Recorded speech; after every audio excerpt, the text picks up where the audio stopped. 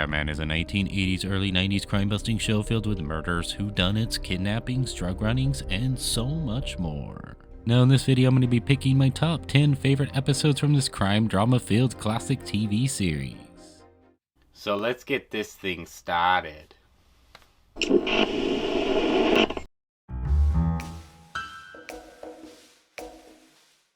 Jake goes to investigate an escort company when a call girl is murdered after she found out they're using the girls to smuggle drugs, and went to McCabe to rat them out.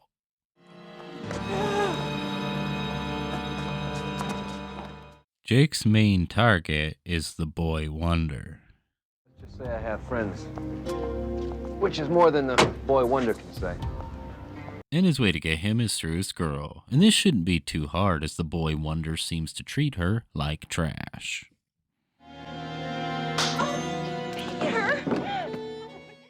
So Jake sets out to earn her trust, which usually when Jake does this, well, this happens.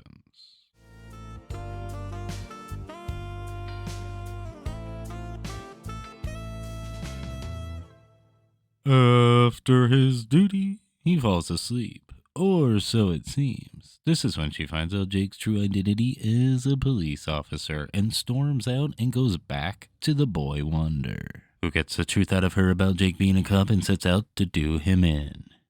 Jake, the rear gate is unlocked and just come to the French doors. You did the right thing. Whatever you say.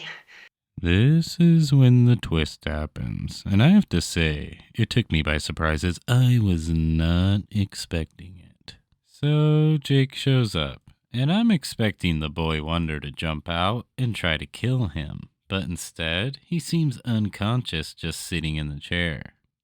What? And then, boom! He's not dead. He's drugged. Drop the gun. It looks like the girl was not so helpless after all, as it looks like she actually had the boy wonder's number the whole time. And now, she thinks she has Jake's too. Time to take over. That's right.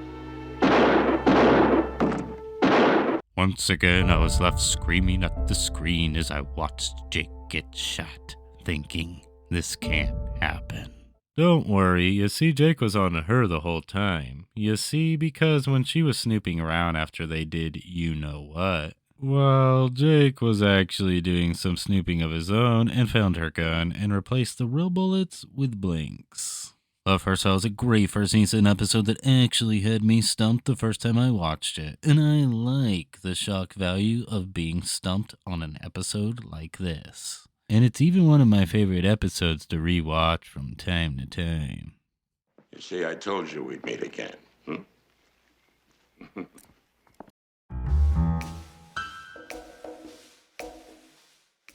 When a dying man runs into the arms of a has-been drunken private investigator and then vanishes, no one will believe him. What are you gonna do about the dead guy?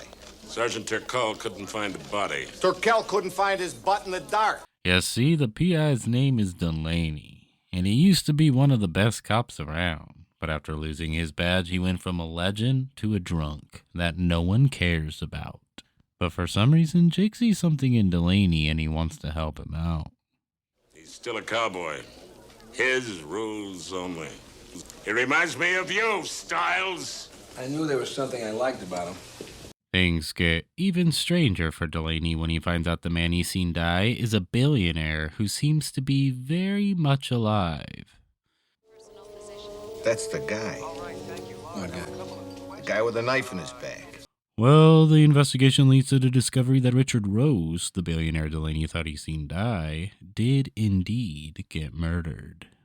And this is the creepy part, as they got an actor to literally become Richard Rose. His fears, likes, dislikes, speech, and yes, even his face. No more women. Where and When is an awesome double episode and my favorite of the 5th and final season. A season that was kind of a mixed bag compared to the other seasons. One thing I really like about this episode is Delaney. He plays off of Jake really well, and watching them work together to crack the case is a lot of fun. think the storeroom's still empty. Delaney has lived a tragic life, losing his career as an officer, going to prison to protect the woman he loves. You see, the woman's name is Angel, and she was being abused by a man. And when Delaney came to her defense, the man pulled a gun, and she killed him to protect Delaney. Then he signed the confession.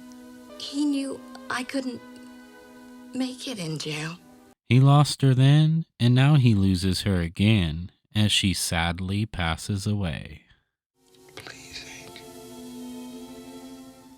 It makes you feel for this character that at first was seen as just a has-been drunken PI, but in the end, you see him as a man that sacrificed everything for the woman he loves, and the person that gives his own life to save Jake's.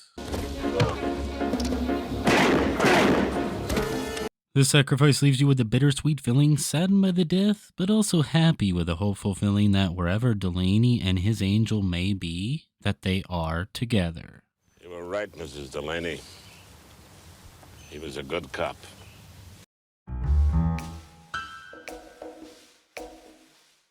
A Los Angeles police officer shows up to Hawaii after her partner went to the island to pick up a convict, separates from Jake to take the convict to the restroom, and gets murdered. Or so it seems. I don't know who he is or where he came from, but this is not my partner. Her and Jake instantly butt heads. I want these guys as bad as anyone. I can't work with this woman. She's making me nuts. You follow me? Well, if they want to crack this case, they'll just have to get over it. But before they do that, they crack something else, as we finally find out why she can't stand Jake. If you can't run with the big dogs, stay on the porch. What? I was your training officer at the police academy. The bitterness inside has been eating her up all these years about how she felt Jake treated her at the academy, but with the help of the Fatman, she finally lets it go and realizes Jake is her only option if she wants to find her partner. You're both ridiculously pig-headed. Quickly after they do find her partner, and it's not good. Alex, don't come in here. And here I was starting to think her partner was behind the whole thing. Man, was I wrong. Now they must find the killer before it's too late. Of course, once again, they disagree on where he's going, but this is it. It's time to get it together. If they're wrong, he gets away. So they go with Jake's instincts. Is he wrong? Well, we'll find out right after this short break. Every crime scene tells a story. The door's locked. From the inside. Perry, you're not going to believe this. Every mystery has a twist. You weren't there, and neither was I. And for one entire week, You've got to get out of that house. Now. every clue will keep you guessing. There's a law against murder.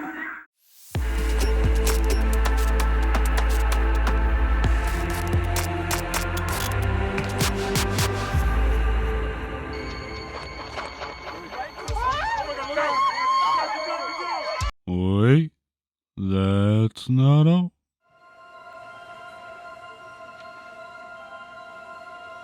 Well, there's only one thing left in this episode for them to do, and that is for them to say goodbye. But wait, they still haven't done that one thing Jake always does with the ladies.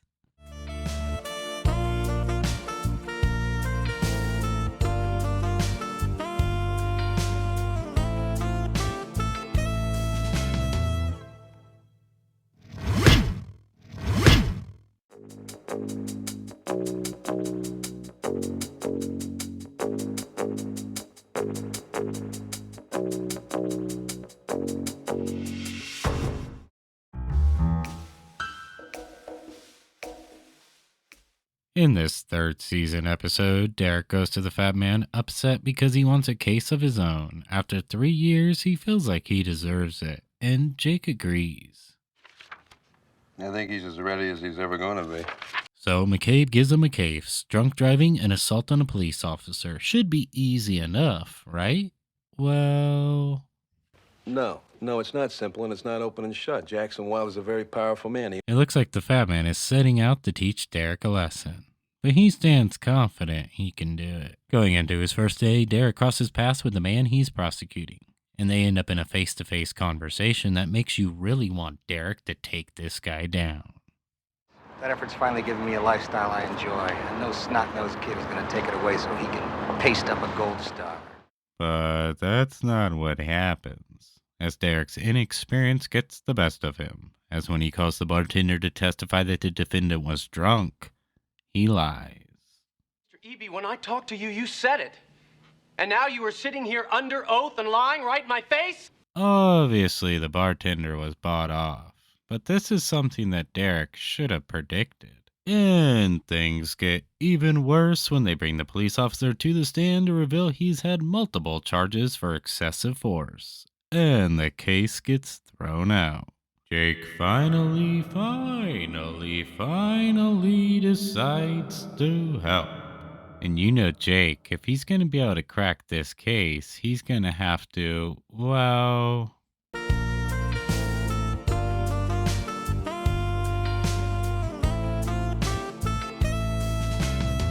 The bad guys try to use this to blackmail Jake, not knowing he's an unmarried officer. Love to stay around and talk, boys. Oh yes, here it comes. It's Jake's dive tackle.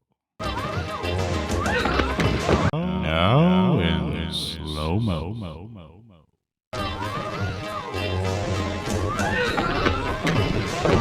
And how about that knockout punch that also knocks some innocent guy into the cake? Oh, yeah.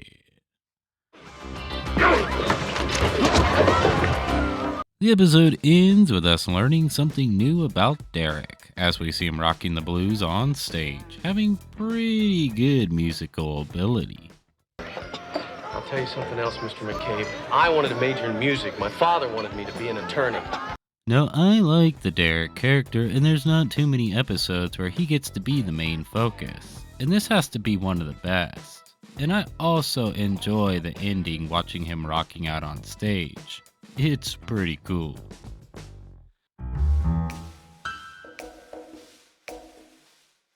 This third season episode starts off with the Fat Man prosecuting a woman for killing her mother. But this is not just some ordinary case, because this is a case the Fat Man actually loses. We find the defendant, Elaine Nakasone, not guilty of murder in the second degree.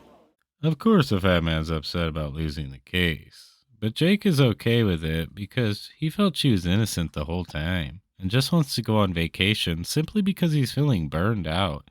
And even with the Fat Man's disapproval, he needs to get off the island. Take care of him. Don't let him get in trouble. Aloha. I love you guys. Well, McCabe lets his anger go and Jake goes on vacation. And it is, well, actually, I lied. How dare you? As the Fat Man lets his bitterness eat him up inside and is quite the you-know-what to Jake. That you cannot go on vacation right now because our workload is too heavy. Jake is mad, and I don't blame him. Sorry, Fat Man, you're being a jerk. But he gets his way because he's the boss. So back to work Jake goes. I'm thinking I don't have to take this garbage anymore. Come on. Jake has finally had it. And things get pretty ugly between Jake and the Fat Man. You don't tell me anything. I quit.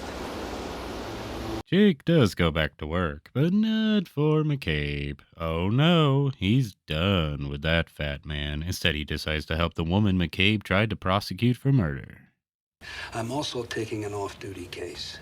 Ha ha ha ha ha. Take that, Fat Man. As he starts to investigate, you start to feel that she actually might be the murderer after all. Elaine hated her mother. They had dreadful fights. Jake doesn't know what to think, but he knows he needs to solve this thing or he'll go nuts. But he's not the only one who's bothered by the case being unsolved, as the Fat Man can't let it go either. The two of them are going to have to patch things up to get this thing solved. Jake?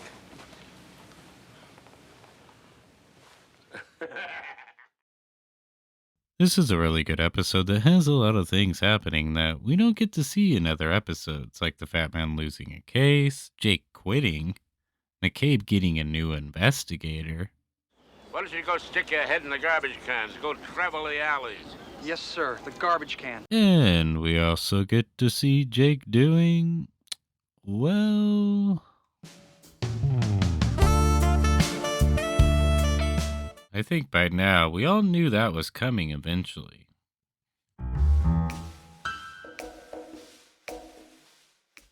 In the second season episode, Jake works with the Secret Service agent to bring down a money counterfeiter who's trading their counterfeit bills for drugs. But their sting operation quickly goes wrong when the snitch gets killed. Lousy snitch. This counterfeiter slash murderer is played by Michael Madsen, who's working with a crooked judge. You take your snow. You let me worry about the feds. Go on about your business. The Fat Man feels like he can trust the federal judge and tells him the identity of their undercover operator, which is not good.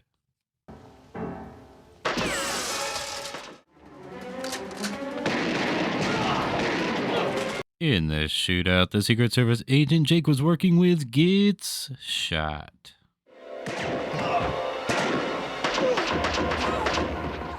Jake is now taking this personal and sets his sights on the judge, and will stop at nothing to take him down. I'm a federal judge. Get out of my office. I personally don't give a damn who you are. Find what you were looking for. Snowfall is a good episode to end a short, but really good season. It's not a mystery episode in the sense that you don't know who's behind it, because that's revealed pretty much right away. The mystery is more in how are they going to take them down, and that can be just as fun, especially when it's loaded with awesomeness excitement like counterfeit money, drug smuggling, murder, the Secret Service teaming up with Jake, a young Michael Madsen, and a crooked judge. Guess we just have to chalk it up to being snowblind.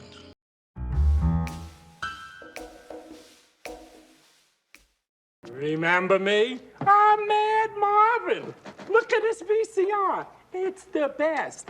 When an electrician owner is murdered with some VCRs, yeah, that's right, I said VCRs.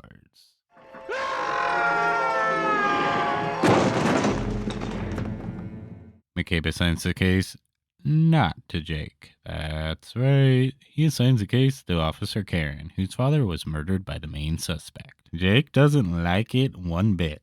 One reason being because we find out Karen and Jake used to be involved. 2, he's the man she holds responsible for her father's death. And 3, No, she's a good cop. I'm 10 times better. Let me go instead. but regardless of what Jake wants, she goes undercover anyways. So Jake decides to do some spy work. I don't think I should. You're damn right you shouldn't. So Jake's spy work only leads to a broken heart as he watches her go to bed with the murderer. No, I'm serious. She really does. She goes to bed with the killer. Take this. How she can stomach this, I don't know. I guess it just shows how much she wants to get this guy. It's the old get close to him to get the information needed to take him down trick. And Jake stupidly can't stay out of it. How are you? Listen, before I go, I wanted to give you something. Not only does this get Jake beat up, Look what we found. He's a cop. but it also blows Karen's cover. I've never slept with a cop before.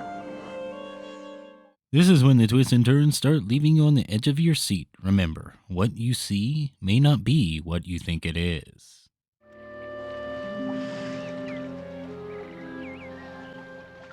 Body and Soul is my favorite first season episode. One reason being that the last 15 minutes left me confused all the way to the very last second, as I said, completely shocked. And if you're wondering if Jake does, that one thing that he does, like on almost every episode, well...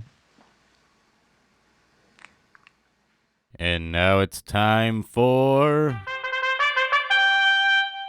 Did you know?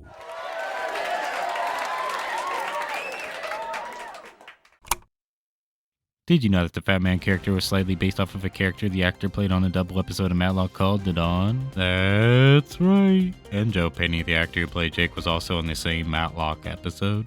Crazy! And did you know that the character Mark Sloan, played by Dick Van Dyke, would be on a Jake and the Fatman episode called It Never Entered My Mind, which would lead to a spin-off series called Diagnosis Murder? Wait, that's not all. As Andy Griffith would star in the Diagnosis Murder 4th season episode called Murder 2, as his famous character, Ben Matlock. This puts Matlock, Jake and the Fatman, and Diagnosis Murder all in the same universe.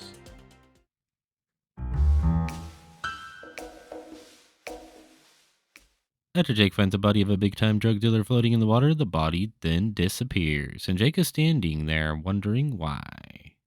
There's only 4 people that knew about that body. Of course, Jake investigates, and it leads him to a dirty cop, who takes a shot at him, I might add.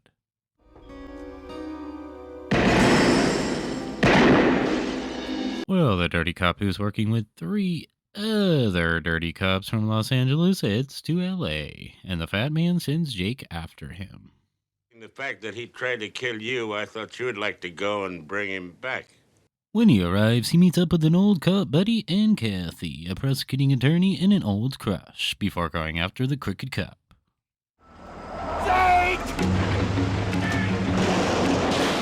The other 3 cops are starting to feel Jake's pressure and decide to set him up.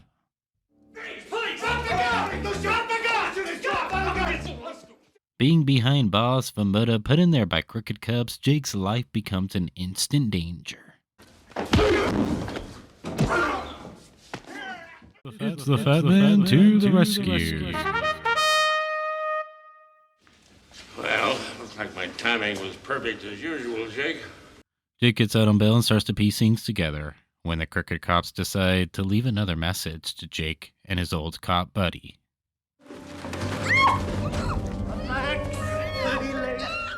This just makes me sick to my stomach. The things that poor lady went through is heartbreaking. They must be stopped. And Jake can't jeopardize his buddy's life and family anymore.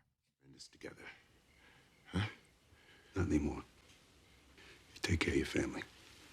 But being Jake's friend, he can't let it go. And little does he know, he's been set up.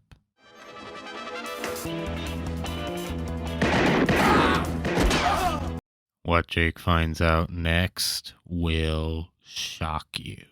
I mean, somebody must have told him. Who could have known? Kathy and I knew. No, this can't be. I got a tip on my snitch. He's expecting some kind of payday. I mean, she wasn't a bad guy on the MacGyver episode. I mean, a little crazy, but... You've lost it, Zoe.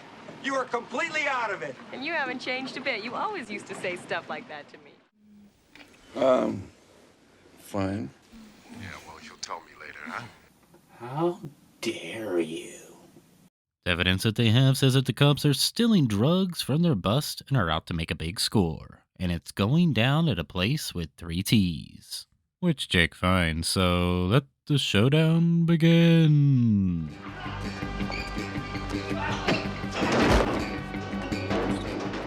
Man, I really hate this guy. Take him down, Jake. Jake still has one more person to deal with. And can you believe she has the nerve to do this?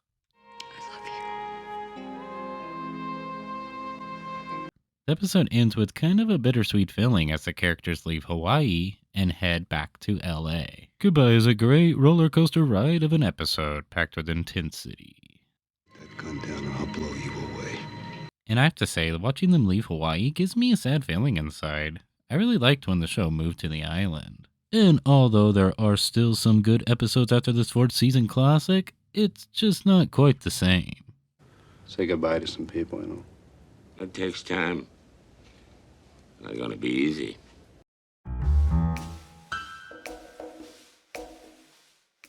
One More for the Road is one of the handful of episodes that focuses on the Derek character, and by far my favorite. Derek's been hanging out with friends all night at the fair. Do you realize that if you went out to a store and bought a bear, it would have been about half the price? He finally decides to take his woman friend home, being that it's 5 a.m. in the morning, when something tragic happens. The person Derek hit is left in critical condition and eventually dies. Derek is of course charged with homicide and is feeling very guilty. Negligent homicide. How do you plead? Guilty, Your Honor. This is way beyond some simple mistake. An innocent human being has lost their life, and it's something that Derek, I believe, would never be able to live with. And to be honest, it made me start to feel like I was losing love for a character I liked a lot. Mrs. Casey, I am sorry. I am so sorry. I can hardly live with myself. This is Derek at his lowest. And of course, Jake wants to be there for his friend. Telephone pole, huh? Says it was a little juiced. The episode hits you with a shocking twist that restores your faith and love in Derek. That I will leave a mystery for those who may have forgotten what happens. One for the road is the Jake and the Fat Man episode that left me on the edge of my seat the entire time.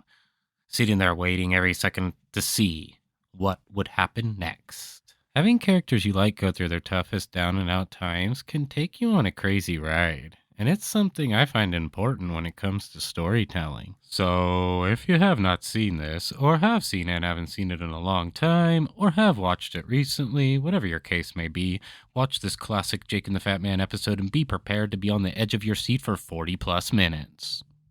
It's funny, all the plans, all the goals, all the dreams. You can lose them if you blink your eye.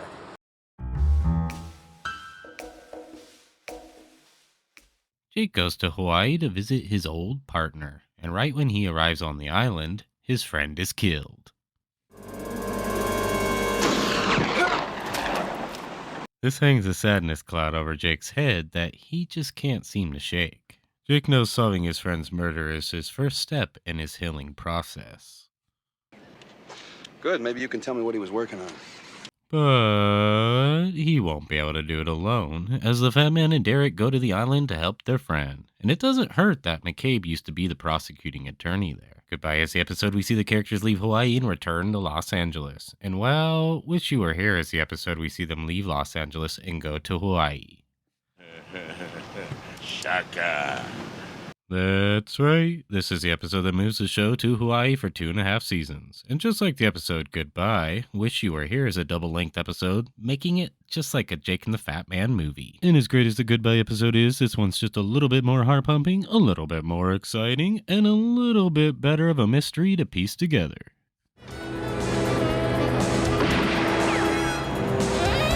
And as much as I like the first season, my favorite part of the show is when they move to the island, which becomes a big part of the show with its beautiful scenery. Some changes, mostly with the Jake character, happen when they go to the island. I mean, the line in the intro on season 1 when McCabe says, "I don't know how he lives the lifestyle he does on a cop's salary," doesn't really fit the character anymore. He also goes from wearing ties and suits in the first season to now wearing washed out looking jeans. Also, his ability in the first season to spot the guilty person in the first 5 minutes isn't there as much, and I think it helps the show. Well, with all the changes with the Jake character, there is one thing that doesn't change. Hawaiian women. You keep telling me how gorgeous they are. All of these changes happen in this amazing second season opener. Don't shoot! Don't shoot! Well, that's it. My top 10 favorite Jake and the Fat Man episodes. Yours may differ, and that's totally awesome. Everyone's favorite should be what they connected to or enjoyed the most. There is no right or wrong answers. I think Jake and the Fat Man is a good show. Is it on my top 10 favorite shows of all time? No, it's not. But I do enjoy it quite a bit. I've liked these types of 80s, early 90s shows, actually since I was a little kid. Jake and the Fat Man was a show I'd seen here and there, but was never able to watch every episode. I finally was able to get my hand on the complete series, and I ended up liking it a lot more than I thought I did. And it may not be remembered as much as other classic shows of the 80s, but I am one that will continue to enjoy what I feel is a pretty awesome show. Jake? Where are you going? Glacier National Park.